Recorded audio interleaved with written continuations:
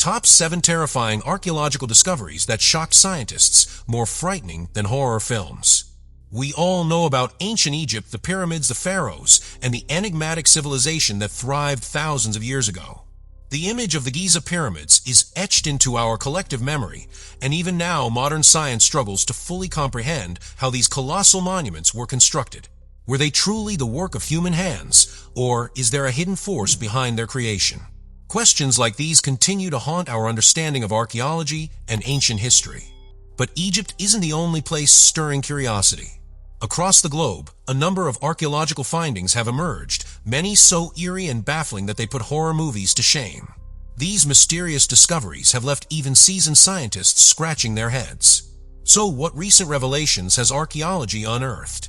In today's video, we'll delve into 7 spine-tingling discoveries that challenge everything we thought we knew about the past.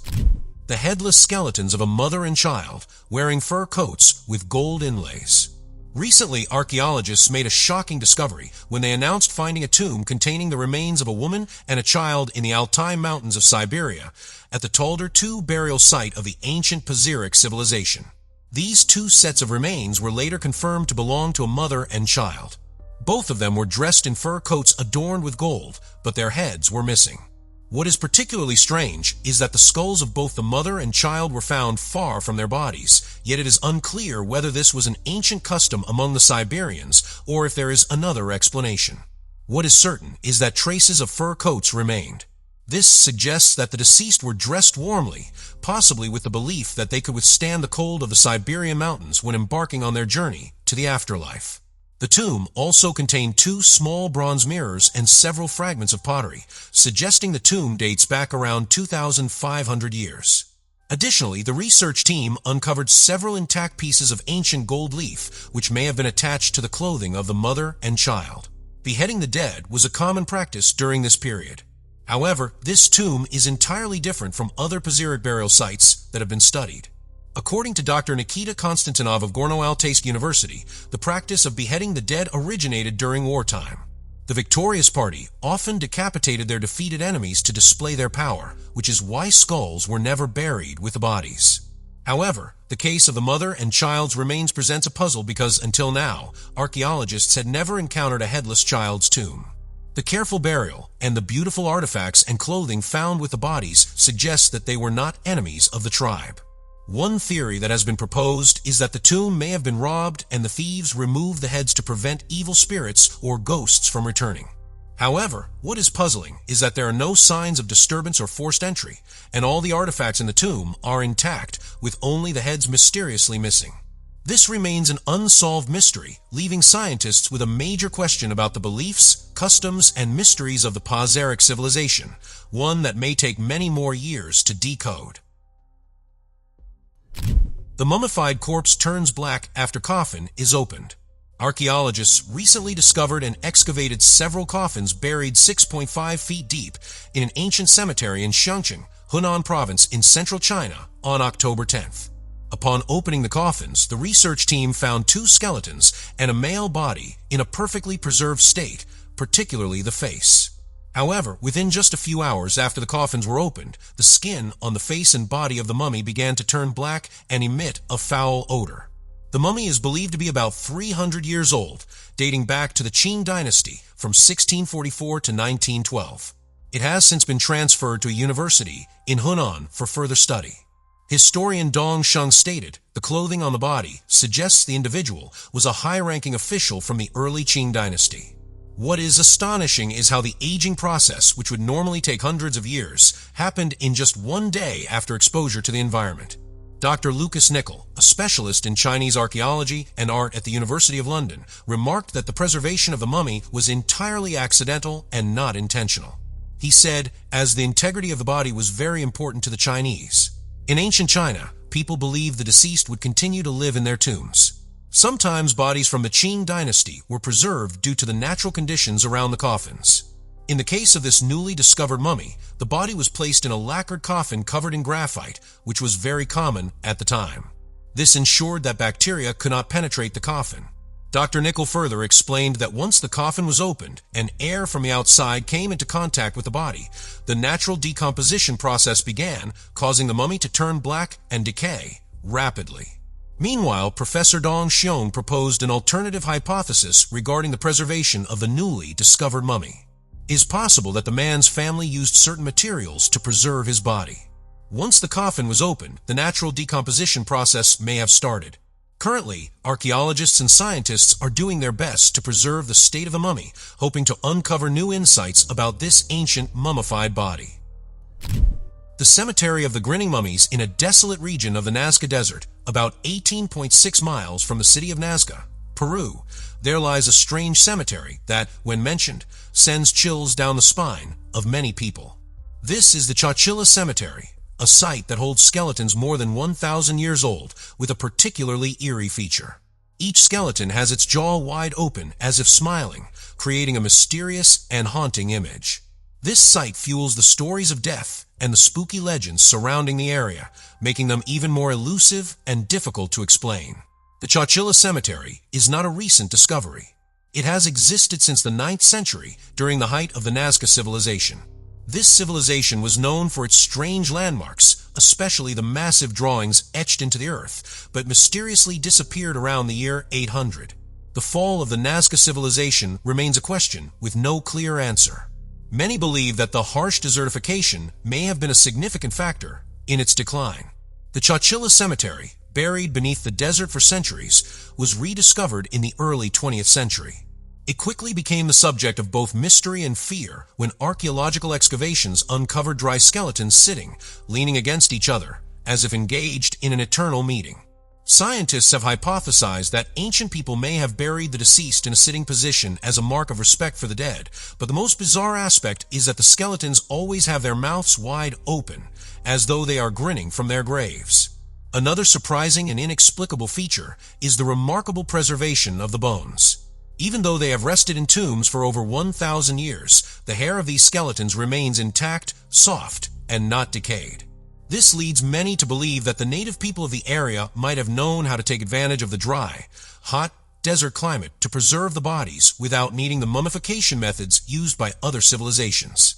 Adding to the mystery, excavations have revealed that large tombs buried deep beneath the desert may have been the final resting places of tribal leaders or powerful figures. However, most of these tombs had been looted, with valuable possessions taken, leaving behind the grinning skeletons as a grim reminder of the cruelty and mysteries of the land. The Chowchilla Cemetery is not just an exceptional archaeological site, but also a place full of mysteries that still need to be unraveled. The strange skeletons with their eerie grins remain a great enigma for scientists and anyone who visits this haunting land. What do you think is the reason for these people's mouths being wide open after death? For me, it's really hard to answer. But whatever the reason, it is precisely this strangeness and mystery that have made Chowchilla one of the most fascinating places, attracting not only researchers, but also those who love exploring the unexplained wonders of the world. Skeletons wearing iron shackles from an ancient Greek military coup, a recent archaeological discovery, has raised many questions about the history of violence and bloody events in the past. Specifically, at an ancient Greek cemetery dating from the 5th to 8th centuries BCE, archaeologists discovered at least 80 sets of remains, all with their wrists shackled with iron cuffs, a clear sign of victims who had been executed en masse. However, although the method of execution was the same, the identities of these individuals and the reason they were killed remain an unsolved mystery.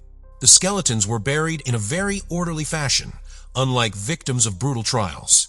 Some were lined up neatly in long rows, while others were stacked on top of one another with limbs folded and their mouths gaping open.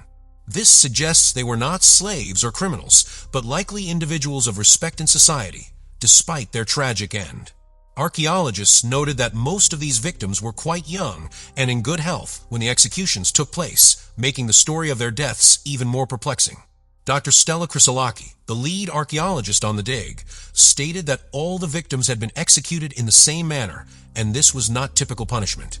The raised arms, with wrists tightly bound by iron cuffs, indicate that this might have been a politically or religiously motivated execution.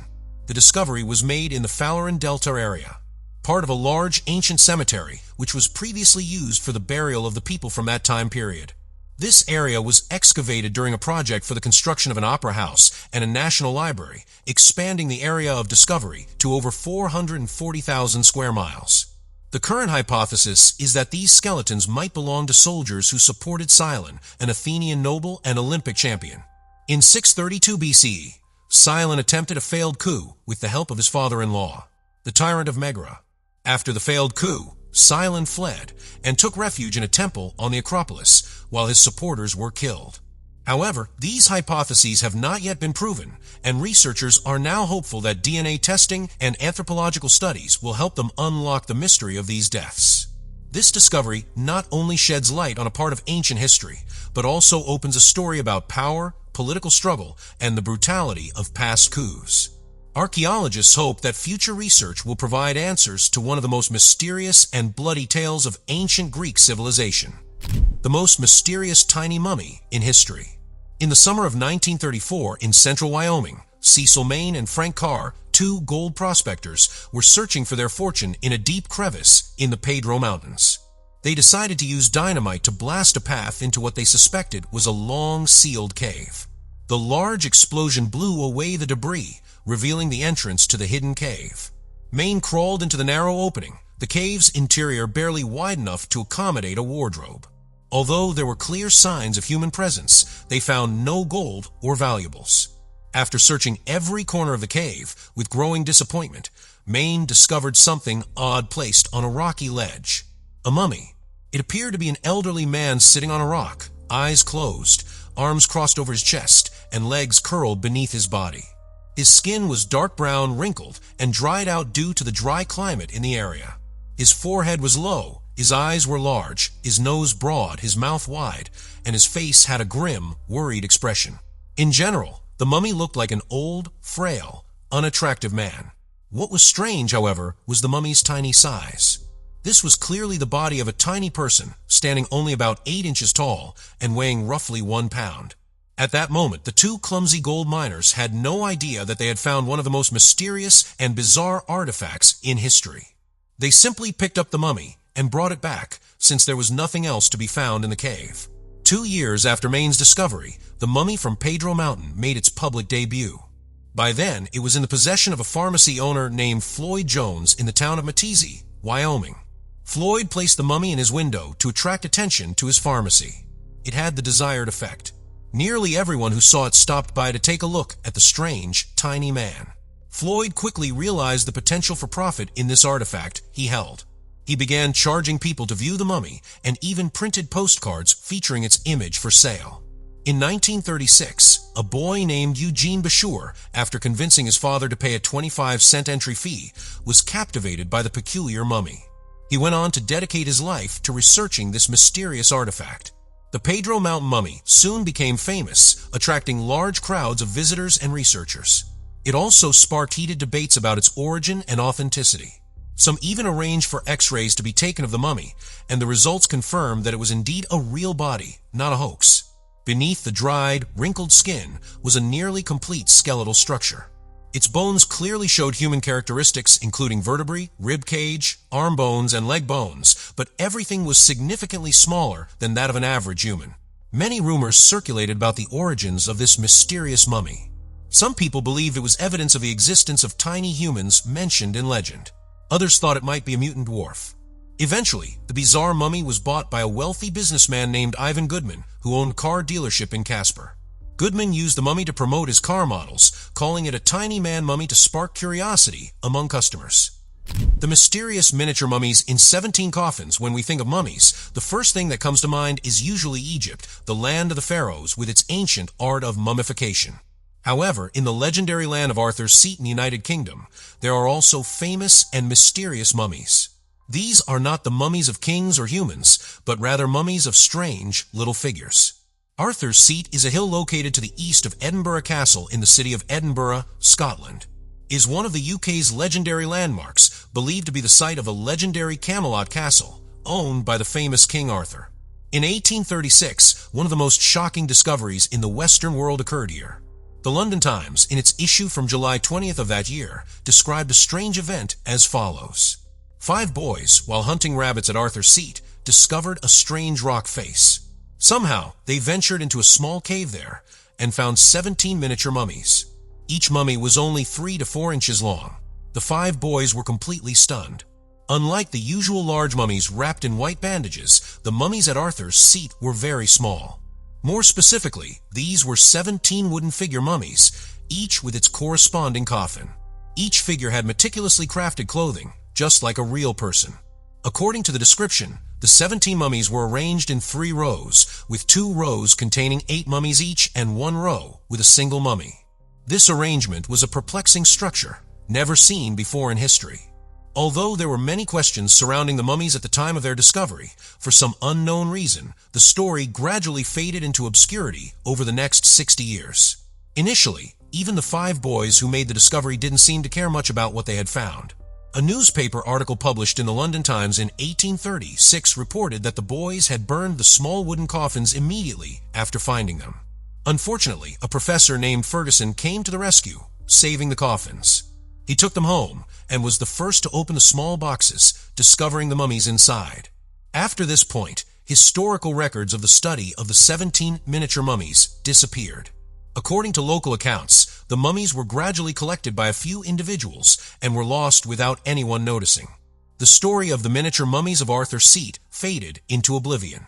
In 1901, 65 years after the discovery, the miniature mummies reappeared. This time, 8 of the 17 coffins were found and donated to the National Museum of Scotland.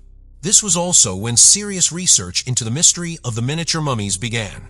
Upon investigation, the mummies were found to be made from carved wood. They all shared the characteristic of having one missing arm. According to scientists, the likely reason for the missing arm was to allow the creator to easily sew and dress them. Additionally, among the 8 remaining mummies, only 3 were carefully smooth with rounded edges. Archaeologists concluded that at least 2 people must have collaborated to create these mummies. Furthermore, through research by experts Simpson and Mina Fee on the clothing of the mummies, they confirmed that these creations could not have been made before 1812, the year cotton replaced linen in Scotland. Many theories have been proposed to explain the origin of these miniature mummies. Local people believe that they were figurines used for witchcraft or simply amulets made by Scottish sailors before they set sail. However, both of these ideas are more mystical and lack evidence. The demon-faced monster reveals itself in the heart of the river. While digging along the dry riverbed in northern Florida, a research team from the Florida Museum of Natural History unearthed the fossilized bones of several elephant species that lived during the Miocene epoch, a geological period that spanned from 23 million to 5.33 million years ago. The most remarkable discovery was that the dominant species in this elephant graveyard was the Gomphothere, a demon-faced beast that roamed the area now known as Florida in large numbers around 6 million years ago. These extinct creatures weighed between 8,800 and 11,000 pounds, about the size of a modern African elephant, but their faces resemble descriptions from monster movies. In addition to the large, sharp tusks growing from their upper jaws, they also had a shorter pair of tusks curving upward from their lower jaws, creating a terrifying appearance. The monster was found in a position as if it had lain down and died, with its bones still in their original positions, almost as though it had been carefully buried. It was an adult Gomphothere possibly dating back 6 million years, with a height of 7.9 feet and skull length, including the tusks, of over 8.9 feet. This particular Gomphothere was larger than any of its kind ever recovered from anywhere in the world. It was described as being as large as the African elephant, an animal weighing over 13,000 pounds and measuring up to 13 feet long when fully grown.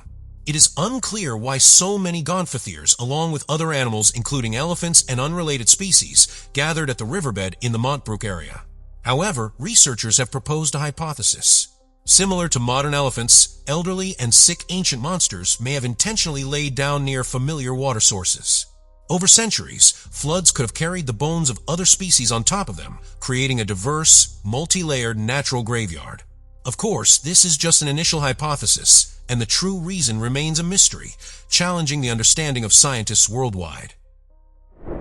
With that, the discovery of the skeletons wearing iron shackles concludes today's video. Which discovery impressed you the most? Please leave your thoughts in the comments below, and don't forget to give me a like and subscribe to the channel if you enjoyed this video. Now goodbye and see you next time.